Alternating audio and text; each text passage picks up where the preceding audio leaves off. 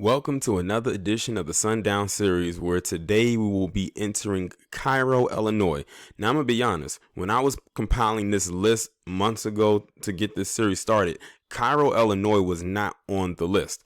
But between what I mentioned in the previous Sundown series video and how let me go ahead and just insert that in there. And it's a good thing I did, because what I'm about to read to you, let's just say I'm glad that I was able to squeeze this one in here. Now, I'm looking at this picture and it says historic downtown Cairo. Looking at this, what looks so historic about it? Now, it looks abandoned, to be honest. And I'm looking at various pictures and the town looks completely deserted, but it's supposed to be historic. Now, I'm seeing another picture of it to the side, but you can't see it, and it looks more modern. But when I'm looking at the picture, it looks like it came from way back in not even the 50s. Looking at some of the cars, it looks like it was back in the 40s and 30s. So it looks like this town wasn't really thriving, or hasn't been thriving for that long, or in recent time, I should say. Now, this is very rare when it comes to my Sundown series. Usually, sometimes I'll give a rundown of demographics and all that type of stuff. Well, I actually found something that just focuses on the racism alone that comes from this town, that goes back years. Sort of like the one I just recently did on Anna, or ANNA, Illinois. I have a feeling that when it comes to the Sundown towns for the whole entire state of Illinois, and whatever towns I touch on, it's going to happen quite often. So let me get into it. From 1967 to 1973, an extended period of racial unrest occurred in the town of Cairo, Illinois. The city had long had racial tensions, which boiled over after a black soldier was found hanged in his jail cell.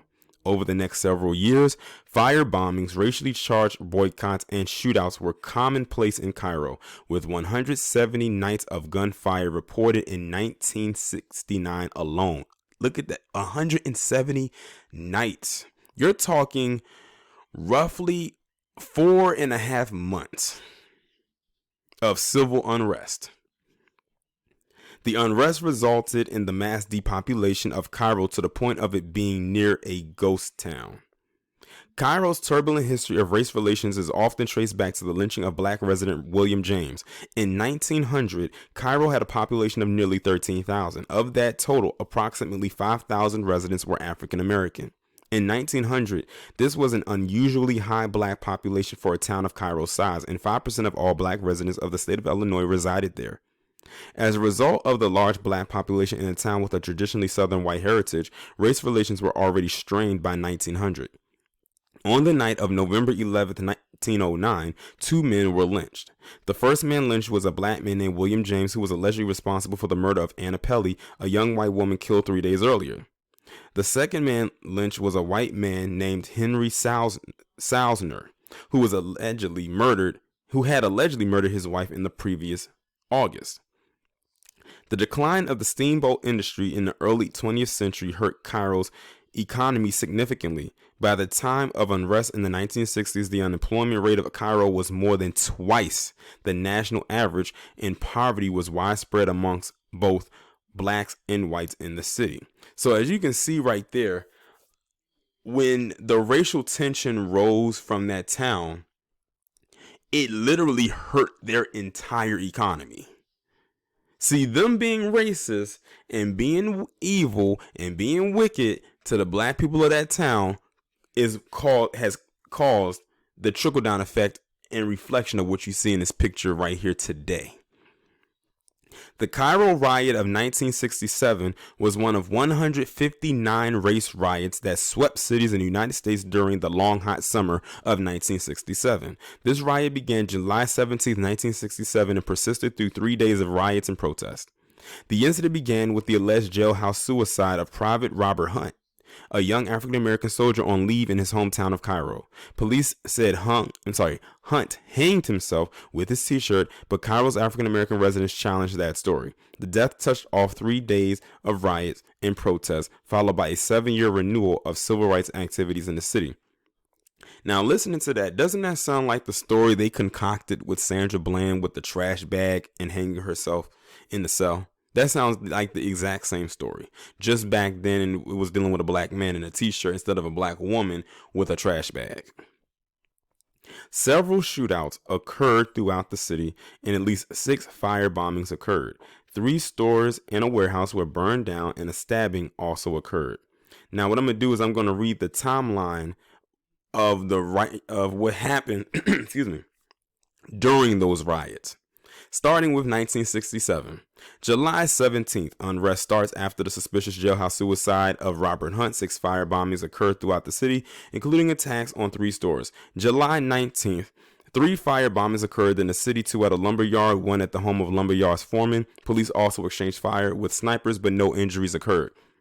July 20th, 100 National Guardsmen are recalled after a night of low tensions. July 21st, a leader of a black group in the city threatened that Cairo would look like Rome burning down if a list of demands were not met in 72 hours. Mayor Lee Stenzel held a meeting to a crowd of 400 angry whites in which he told them that the Negro problem in the city had been brewing for a long time and that he needed more time to deal with it. Now, that was 1967. Fast forward now to 2 years later in 1969.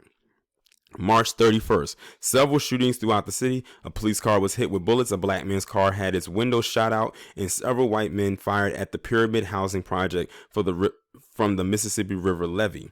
April 26th through April 28th, a total of 28 fire bombings occurred throughout the city over the weekend. A laundromat, a tavern, and a mostly black high school were bombed, while the Tri-County Health Center was set alight twice.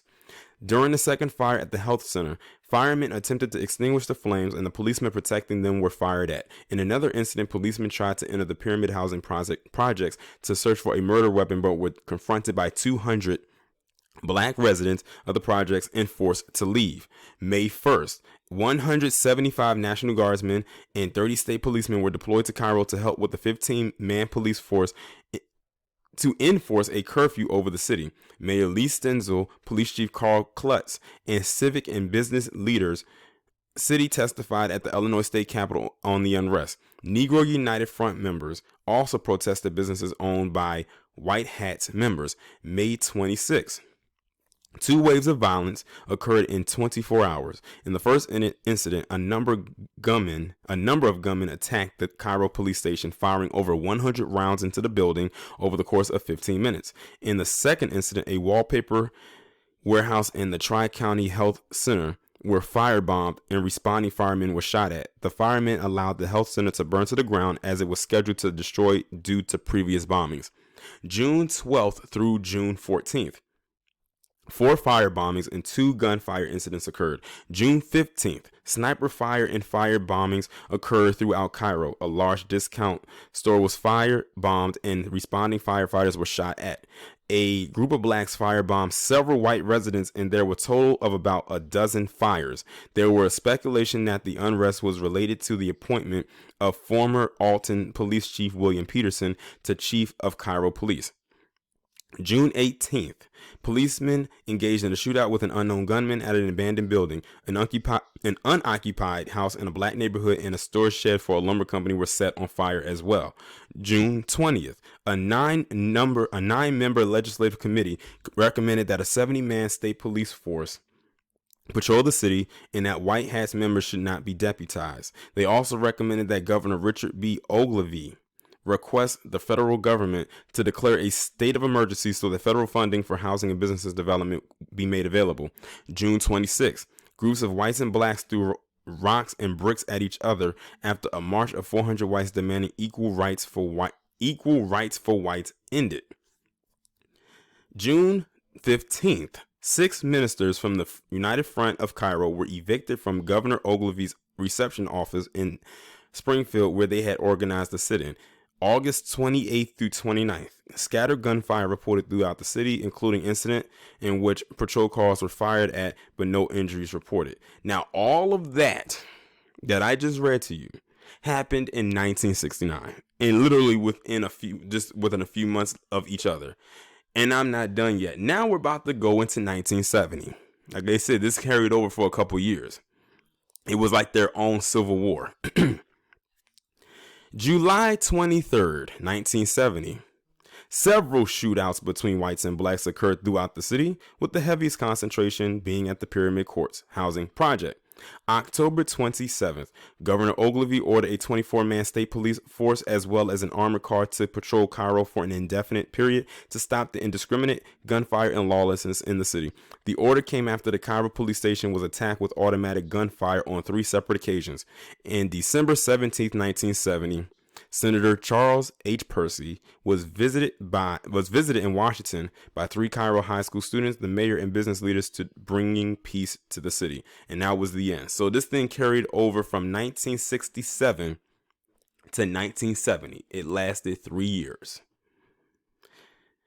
The aftermath was the unrest resulted in a mass exodus from Cairo, which was already experiencing a population decline before the unrest began. The population of Cairo has declined from 9,348 people in 1960 to approximately 2,359 people in 2016. I wonder where it's at today. The peak population was 15,203 in 1920. So like I said, them being extremely racist to the black people there is what caused the decline in their numbers. And they were never ever since the early 1920s ever able to reach their peak again. They have pretty much every peak that they have hit has always been a new low, and it just kept getting lower and lower and lower over the years. And for that, I feel absolutely nothing for them. But I will say this, though. It was interesting to read that the black residents, while all of the stuff was going on, was actually, fighting fire with fire. They was going back with them. Like, they didn't care. They, like, when I was reading it, I meant to stop, but I was on a roll and I didn't want to stop. They was going in. Like, they was not backing down. Like, they was like, look, if we going to die fighting. And that's exactly what happened. But it's just amazing because for 3 years, they were having their own civil war in this little town.